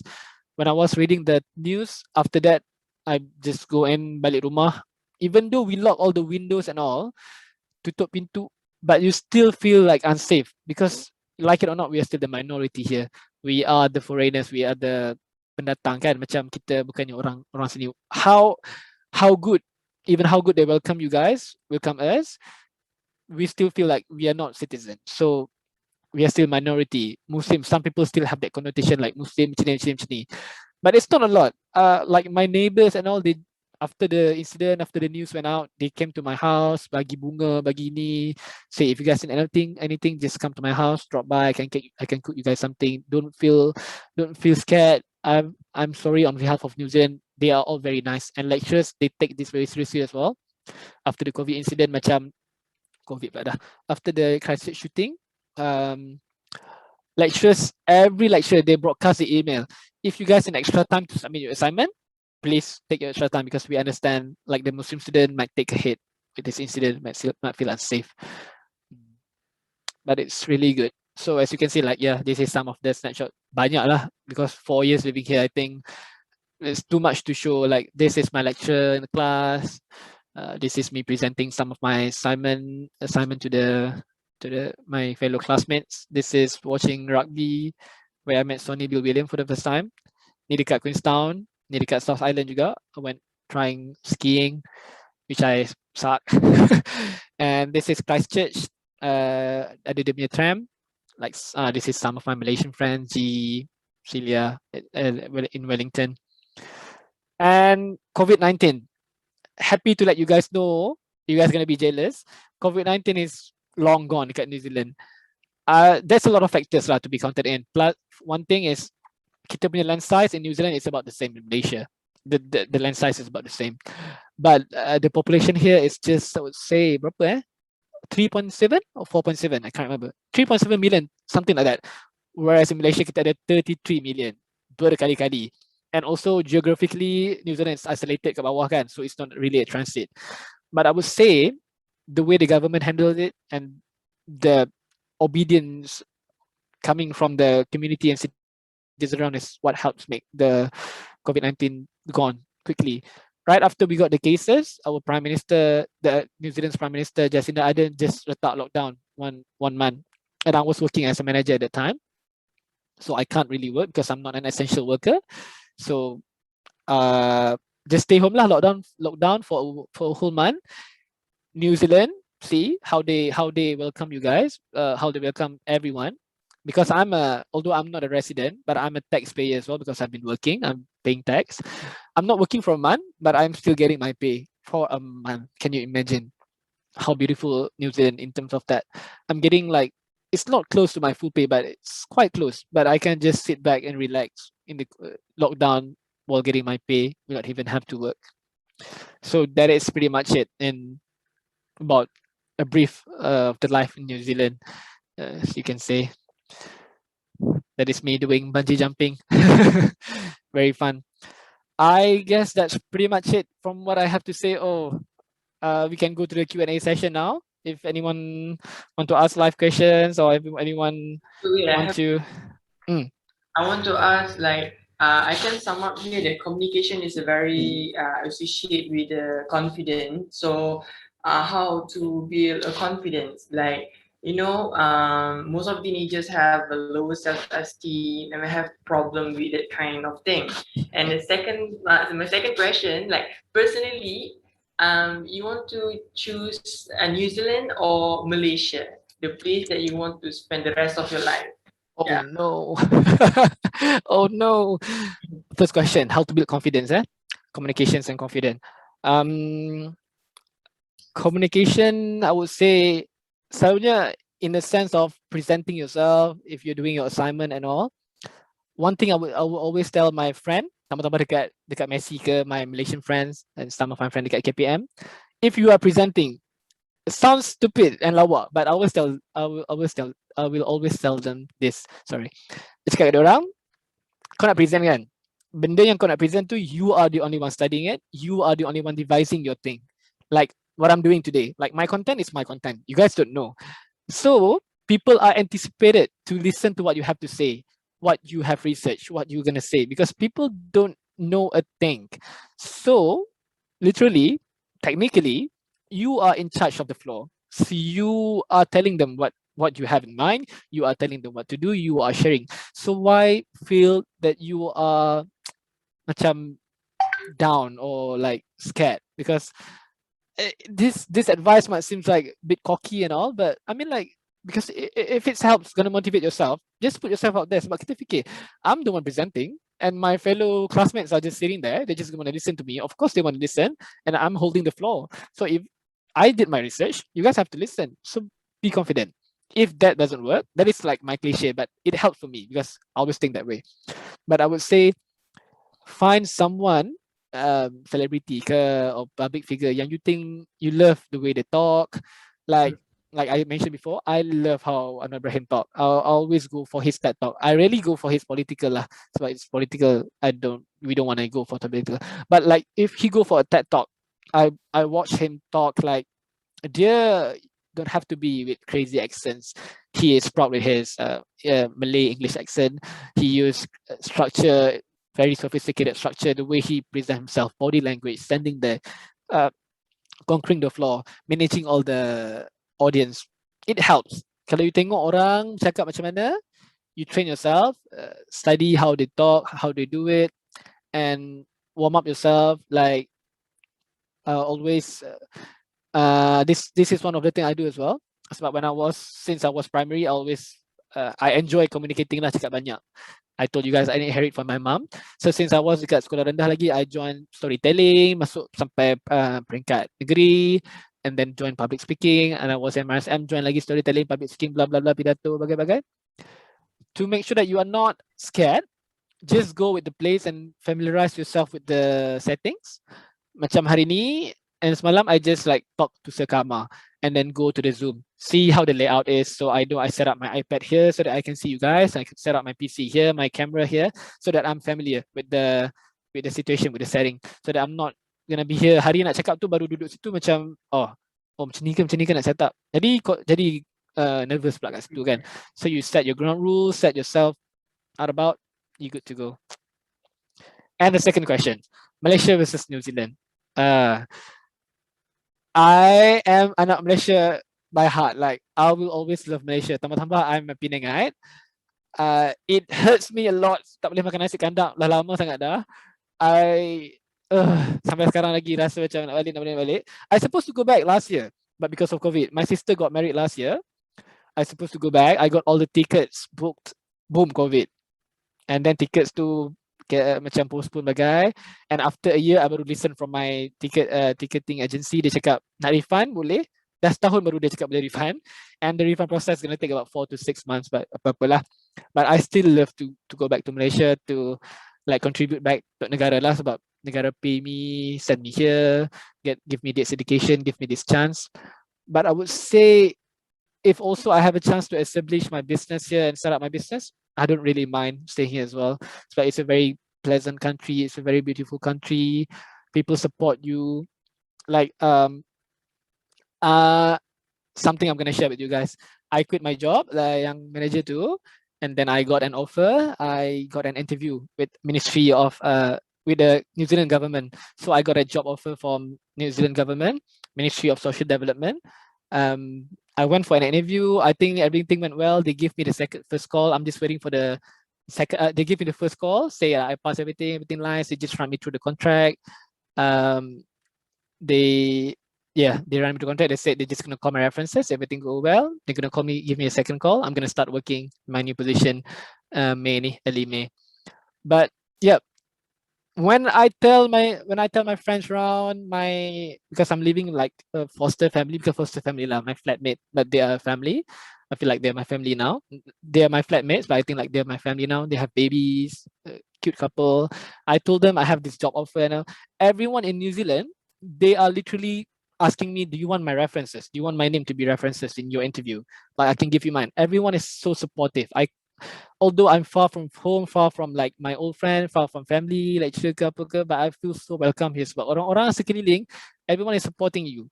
When you tell them like, oh, I'm setting up my business. Oh, really? What business? Like, let me know. But ada business kat tak? I went to a restaurant. They saw me like, oh, were you a manager at that restaurant? Why are you not working there anymore? I said, oh, no, I quit because I'm going to start my business. And they asked me like, what business? I said, and they said, oh, give me your business card. It's safe. We need that. I'm going to call you. People is like around, they are so supportive. So I think kalau dua tu, if I get the chance to go back, I will definitely go back. I love Malaysia. I love my friends. I love my family. But if I have the chance to stay here, why not as well? But I don't see myself settling down here good. I think I will go back to Malaysia. Okay, next question. Ada viewers ada question live ke? Nak tanya? Sir, Yes. actually, I have collected some question from the student before the talk. Okay. So let me read the question first, and then we can proceed to the live Q&A session. Yep, that's good. Okay, so the first question is, how did you maintain your mental and your stand to keep going on when there is an obstacle you have to face when you are away from your country? This is a very crucial part lah, sebab I personally went through a lot of phases yang I think painful for me sebab jauh, and you have to see your friend, your family, post gambar raya ramai-ramai, and I ask myself a lot of time, betul ke apa yang aku buat ni? Betul ke aku pilih ni? I choose to be successful because I'm 25 years old this year, but I was away from my family half of my life. Starting from 13 years old, I went into MRSM kan, MRSM Kuala Batas, 13 to 17. 13 to 17, 5 years away from home. And then 17 to berapa dah, 3 tahun kat college, away lagi dekat Pahang pula. And a gap after, a year after, sambung lagi dekat New Zealand. So basically I'm away. I always ask myself, is it worth it for me leaving my family just for me to achieve the success that I'm really, really craving of? Just so that I'm securing a good future for myself, building business, blah, blah, blah, getting myself good grades so that I can get a good job, blah, blah, blah, blah. But it's not I mean, like, in life, you can't get everything that you want at the same time, kan?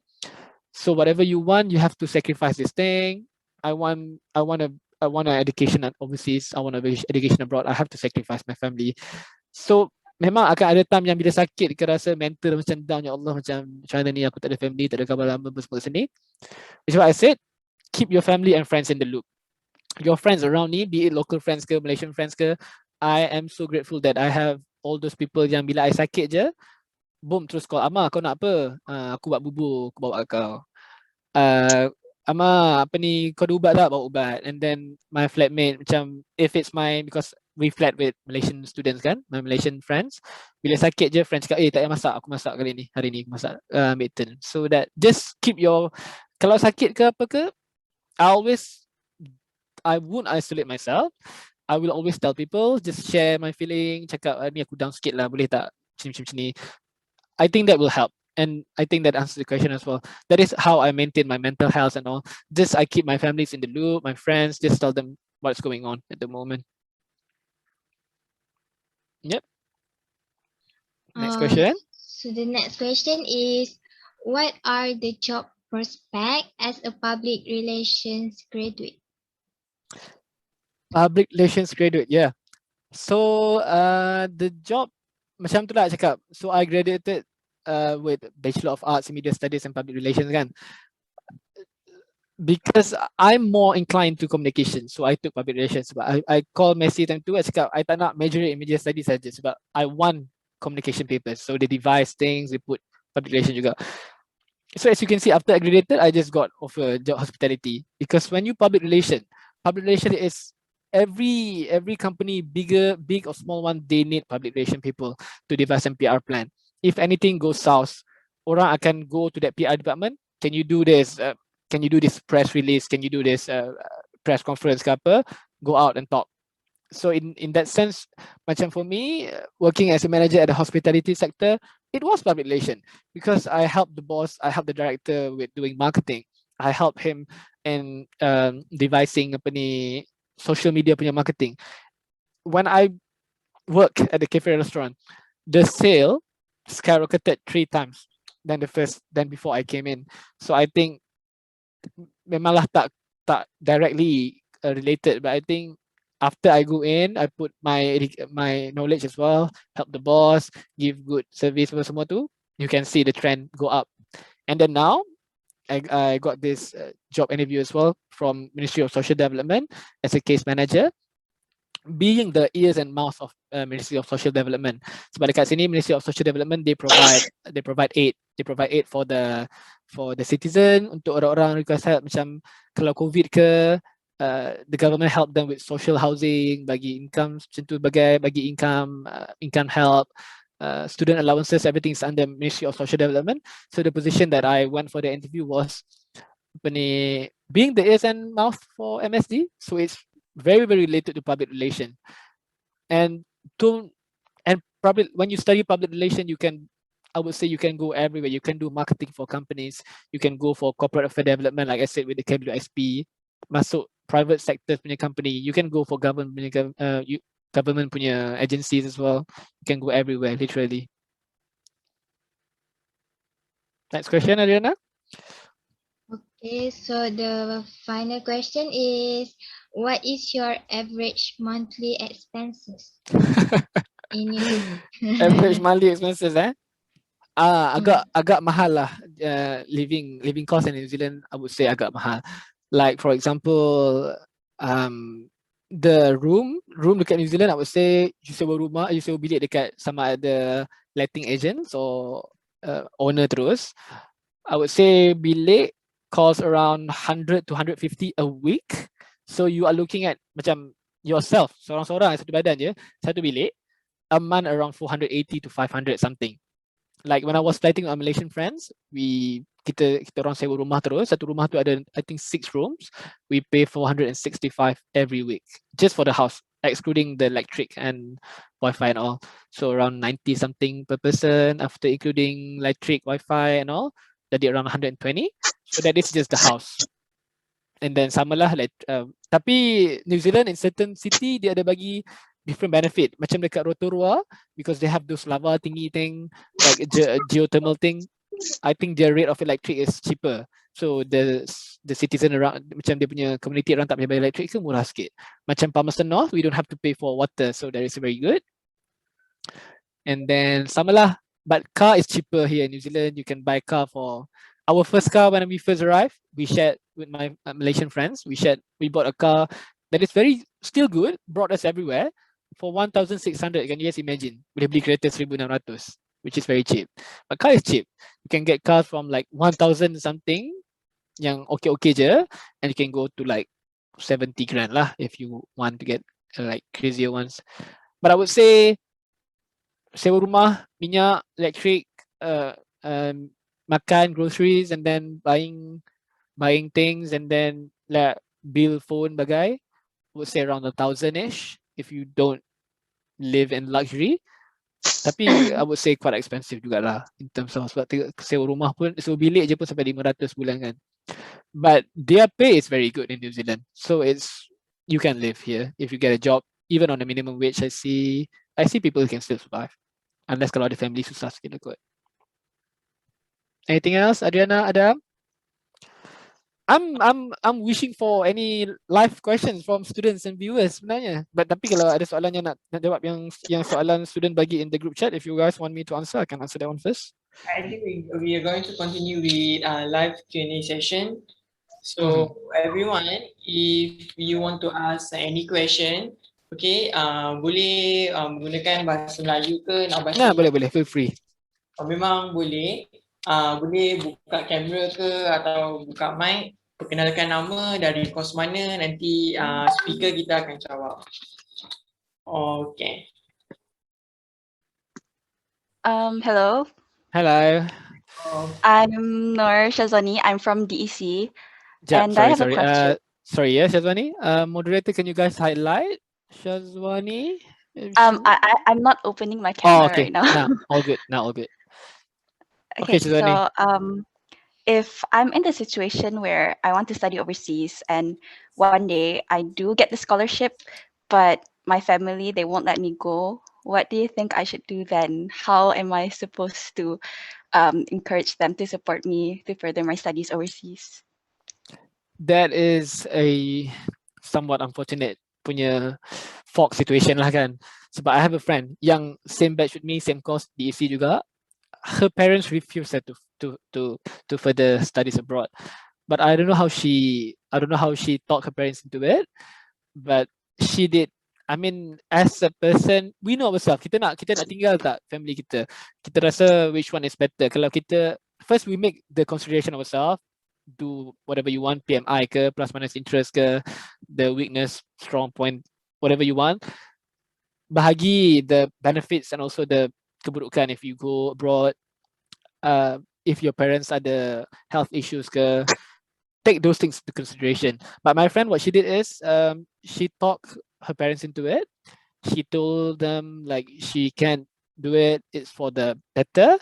But now I would say still the point is just maintain an open communication. Just tell your parents. Sometimes parents dia rasa kita macam still young to go overseas, or we can't cope with the environment. And my friend, she's a girl, so maybe that's why her parents takut juga lah kot. But then she talked her parents into it, and up until now, macam parents dia cakap macam, oh alhamdulillah, nasib baik lah parents dia bagi. Sebab sometimes parents they don't, bukan dia tak nak kita berjaya tau, they just scared of not having their child around. But then if you guys can talk to your parents, give them fair reasoning, and prove yourself that you guys have discipline. Like my parents, I think they have strong confidence in me because I was away since I was a little kid, like lucky for me as well. So they just trust me in whatever I do.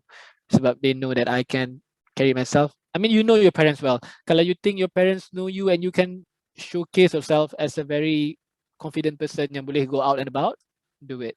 But maintain an open communication. Beritahu parents kenapa, tanya dia orang jugalah. But I mean, if there's health condition coming in between, like tak minta lah, but if any of our parents ada health condition at that time, I don't think I'm gonna fly. But yeah, sebab kita tengok lah kan yang mana yang priority lagi. I hope that helps, Shazwani. Yeah, it does. Thank you. Thank you. Any questions? Can I ask a question? Yep.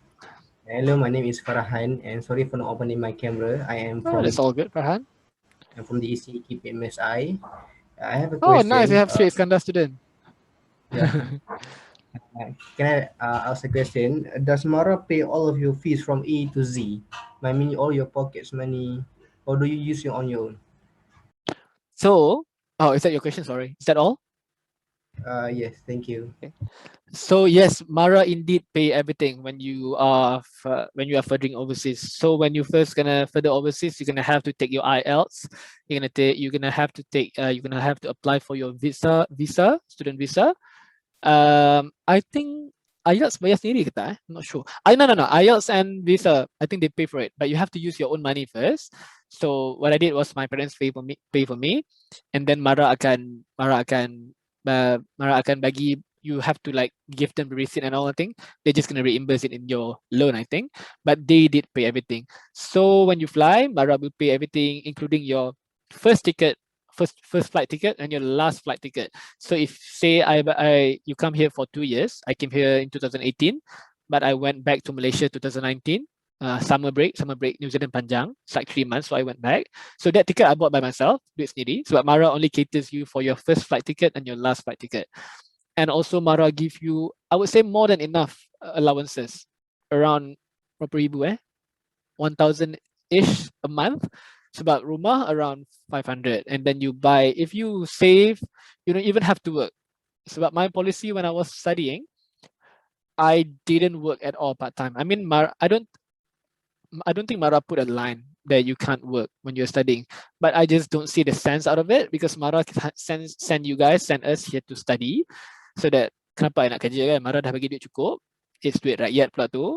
So I just use that one, save up a little bit, maybe use some money that I get from business, tampung-tampung mana tak cukup. But I would say it's more than enough. If you guys don't go split your money, beli benda-benda not necessary without having your financial plan, you'll be good. But Mara give you guys the flight, pergi and balik, allowances, and all the fees yang yang university ni, everything is directly linked with Mara. You guys don't even, like for me, like at least I didn't even know when Mara did all the payments and stuff. But when I opened the student portal, everything's just paid for. But Mara did pay everything. Don't worry about it. So like, if you get the chance, if you got the scholarship, maybe you have to have the startup money just for the visa and all, but they will pay you back. I would say around a month dapat balik duit tu. But yalah, kalau it doesn't matter if we come from a low income, middle income, top income family, everyone, if you get the opportunity, kalau lelaki semua orang pun boleh fly. Cuma a bit of money lah startup, but you don't really have to use your own money when you're here. Sebab duit yang dia bagi tu dah cukup lah. Mara bagi dah cukup. Does that help, Farhan? Yes, it does. Thank you. Thank you. Hi. Hi. My name is Tina, DEC course, and from KPMSI as well. I would like to ask you, because I think right now Mara offer scholarship, but in terms of pinjaman boleh ubah based on, it can change based on your results. Yep. So we have to pay back based on our results. So for your scholarship, did Mara pay everything and you didn't have to pay it back, right? Okay. Is that your question? Is that all, Dina? Yes. Okay. Which is back to the point that I said, when I was studying, I always put that mindset in myself. Sebab everything's the same. I think Mara stopped the full scholarship thing years ago. Sebab I think it's a very fair point lah. Same to me. My scholarship is also pinjaman boleh ubah. It's a variable scholarship. So if you perform well, I think there's ada dalam in my contract, dia punya stairs of payment. If you perform well and you can graduate with a first class degree, you only have to pay like 10% out of 100%, 10 or 15, 10 or 5, I can't remember. But there's always variable. And if you just simply graduate, you have to pay. Dia ada like some of Malaysian students kat sini ada 2 contract.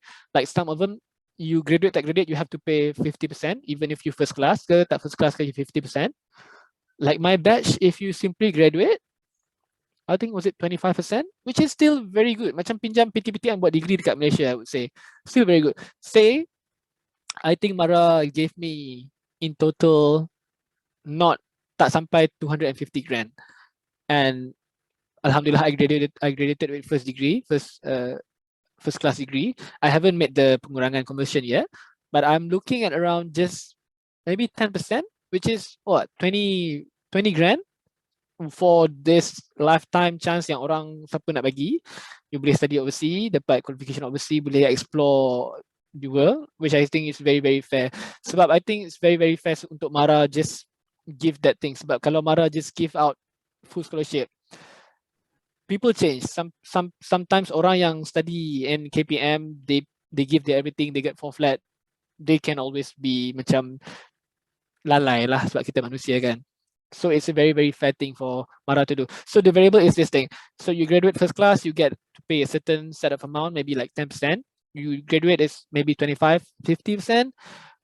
if you went back to Malaysia halfway, you tak finish your qualification, you have to pay 100% and possibly blacklisted from MARA.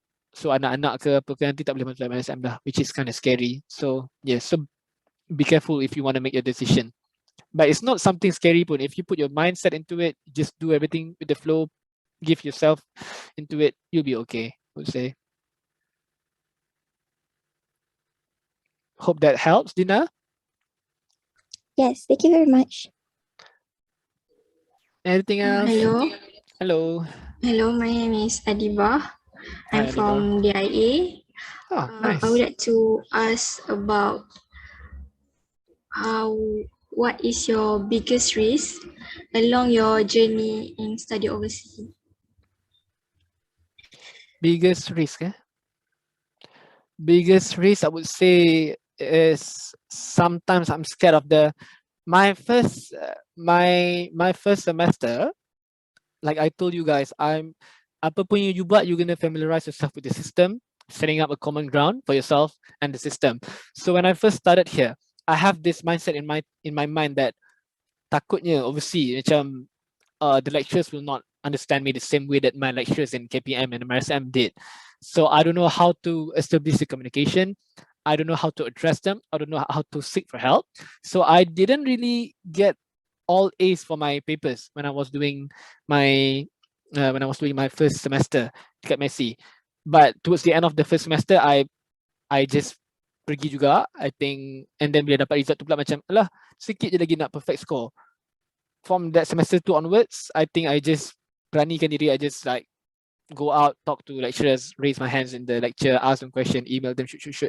But I would say the biggest risk is that lah, the culture punya barrier, the communication barrier. Sebab it's taking a lot of time. My first semester, I struggled quite a bit with the in and outs of New Zealand in terms of the accent and all. Sebab accent dia is quite catchy. Tambah-tambah yang very, very native speaker tu, dia punya accent is, kalau kita baru datang susah lah. But then once you are here, should be okay. But those are the risks for me. And also the risk that I'm very scared if anything happened to my friends and family while I'm here. I would say that is a risk as well, because it's gonna take me like what, how many hours flight? Like last time I flew back to Malaysia, sehari lebih kot sebab transit dekat Bangkok lah berbagai. So if anything emergency happen, which I pray to God janganlah happen in any time while I'm here, sebab we can never go back in a laju-laju kan, tak sempat. So that is risk as well lah. Okay, Adiba? Yeah. Thank you. Thank you. Okay, guys. I think we will have 2 more questions since we got lack of time. Hello. Hi. Hello. It's me again. But this question is actually from Adam Daniel, DEC KPMIM, but he's too scared to ask. No, okay. So when you graduated from KPMIM, Mhm. did you have offers to further studies to other countries, or was it just New Zealand? Oh, okay. Dekat, thank you, Adam. Thank you, Sivani. In the contract, Mara says that if you can get an offer from any countries listed in the contract, I think my one got New Zealand, Australia, US, and some other countries. So the first country that I applied for was Australia. So I got an offer from University of Queensland, I think. And that one is Bachelor of Communication Public Relations. And we have some notable alumni from the EC as well. Nakisha Ruby, I think. She's in she studied the University of Queensland. So that was my first offer. But when Mara, because I think after I graduated, we have this political turmoil, I think. Political punya pergolakan sikit, so they changed a lot of officers dekat office. And they look at my offers and they look at my friends' offers, they do comparison, they said, although we say you can go for all these countries that are on contract, but after some considerations, we think New Zealand punya living cost at the time that you are flying is cheaper, so why not try looking into New Zealand punya university?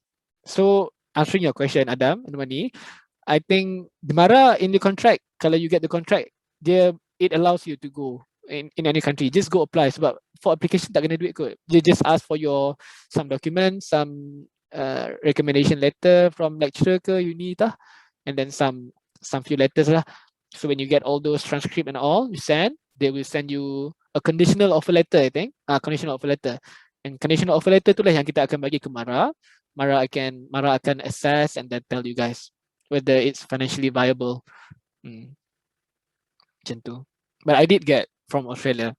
That is because I just look for Australia and our friends. But then sebab Mara cakap itu, we look for New Zealand. And we applied for 5 university dekat New Zealand. And everything came back, semua dapat balik. And I chose Palmerston North sebab talking with my friends before, kita tengok living cost kat sini okay. And it's not a big city, it's not a small city, it's right in the sweet spot in the middle. And then also, we can transfer credit. Like in a university in Wellington, I got Victoria Wellington as well, offer. Yang tu boleh transfer 0.5 je, 0.5 year. So Mara cakap pergi yang 2 years lah, save money. Kita bagi sebab Mara punya, I ingat lagi sebab time tu masa ada camp tu dengan Mara officers, kita orang macam gelak-gelak dengan officer, kita cakap, alah kenapa tak boleh pergi yang ketua anak kan? And then Mara officer cakap macam ni, dia macam, if we were to cater you guys, all 80, say kalau 80 orang punya offer untuk pergi yang 2.5 years instead of 2 years, that 0.5 years multiply by 80 people, student per se, we can already hantar 30 orang lagi student. So semua orang tentu sentak macam, okay, tak apalah, kita fikir kawan-kawan, kita fikir peluang. Which is why we, like, yang kalau yang mana yang ada peluang boleh transfer more credit, we go for the 2 years. So that kawan-kawan yang lain yang berqualification pun can further overseas. So but basically you can apply for countries that you like. Just send Mara the conditional offer letter and they'll assess it financially for you. Hopefully it helps. I know. So that's saya tadi. Adam and Wani kot. Thank you.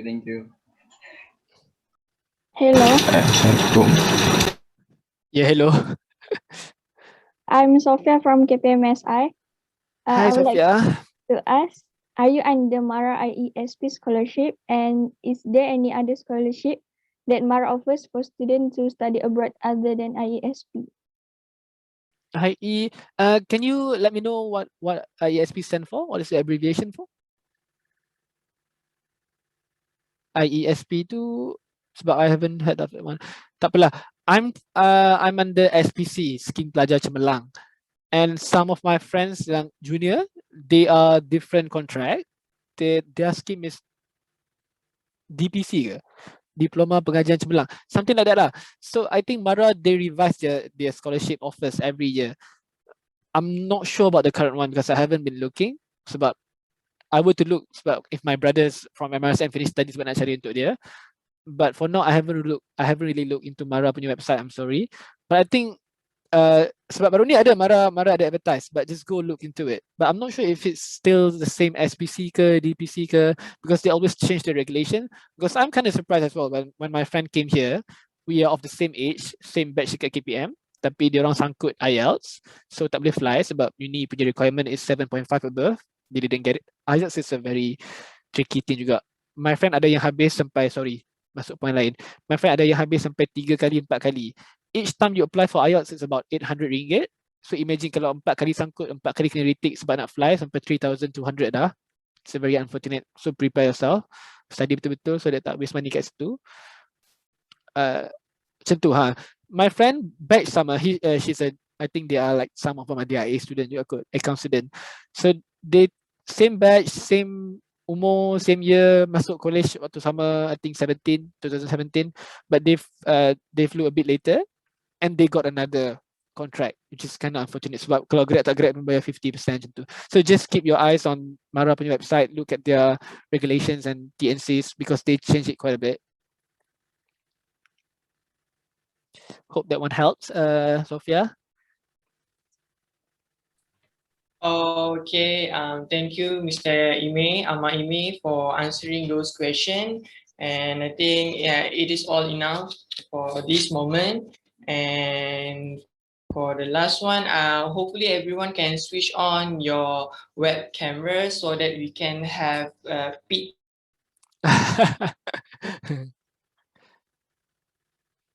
Hey, Adam, are you glitching again still?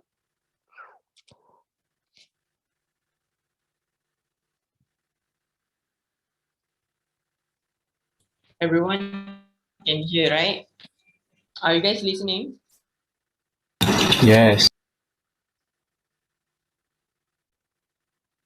I think no one really wants to open the camera, I guess. Well, if that's the case, it's okay, I think.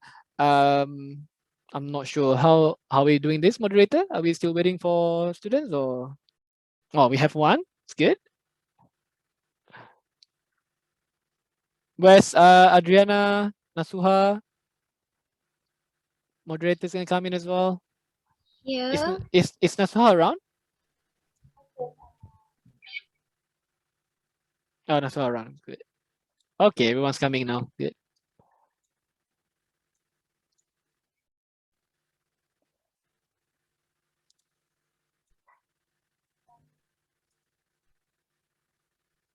Anyone else who would like to? Hey, with Zura.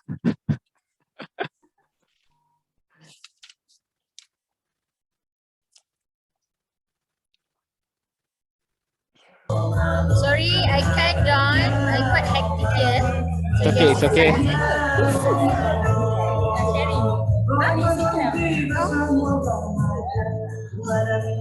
Right, so let's take a picture. Everyone, turn on the camera.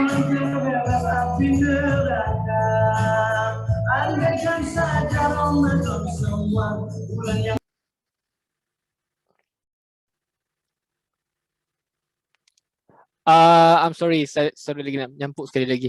If you guys have any questions, yeah, I can't answer sekarang ke, I didn't touch base fully thoroughly. You guys can email me ke apa ke Fani social media ke apa ke. I'll try to answer you guys, okay?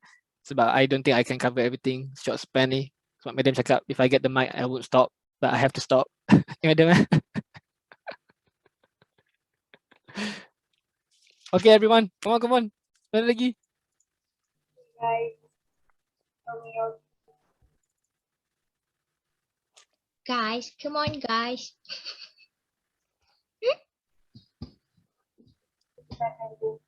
At least we get one screen full.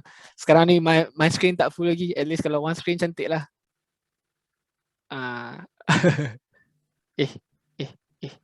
Macam tu. At least kalau one screen ni full, nice.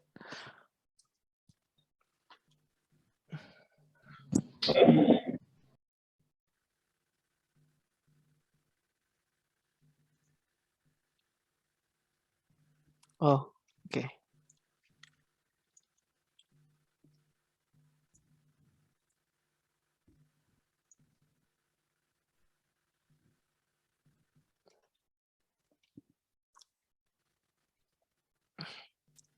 Nasuha, Adriana, ready to take photo ke belum? What's happening? ready? Okay. 1, 2, 3. Okay. Let's see. Who's entered the picture? Is it you, Nasuha? Yeah. Alright. Okay, let's count. 1, 2, 3. 1, 2. Okay, nice. Okay. Okay, thank you so much everyone for joining. I hope everything is I hope you guys get something out of it, hopefully beneficial.